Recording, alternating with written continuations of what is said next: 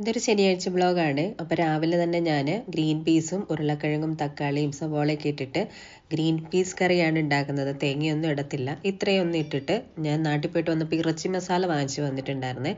അത് നമുക്ക് ഒരു മില്ലിന്ന് കിട്ടുന്നതാണ്. അപ്പോൾ അതും കൂടി ഇട്ട് കൊടുത്ത് കുറച്ച് മഞ്ഞൾപ്പൊടി പാകത്തിനുള്ള ഉപ്പും ഇട്ട് ഒപ്പത്തിന് വെള്ളം ഒഴിച്ചാണ് ഞാൻ വേവിക്കുന്നത് കേട്ടോ.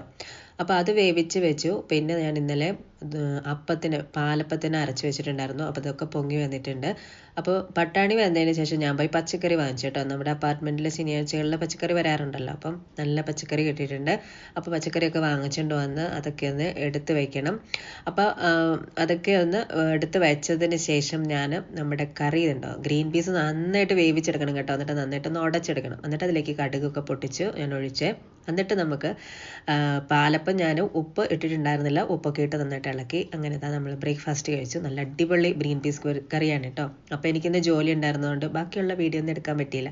പിന്നെ ഞാൻ ഫ്ലവർ ഓർഡർ ചെയ്തിട്ടുണ്ടായിരുന്നേ. അപ്പോൾ അത് വന്നിട്ടുണ്ടായിരുന്നു. അതൊരു വെള്ളത്തിലിട്ട് വെച്ചിട്ട് ഞങ്ങൾ ശനിയാഴ്ചകളിൽ ഉണ്ണീശപ്പള്ളി പോകാറുണ്ട്. അപ്പോൾ ഉണ്ണീശപ്പള്ളി പോയി ഒരു മാതാവിനെയും വാങ്ങിച്ച് കുറച്ച് ചായക്കടിയും വാങ്ങിച്ച് തിരിച്ചു വന്നു.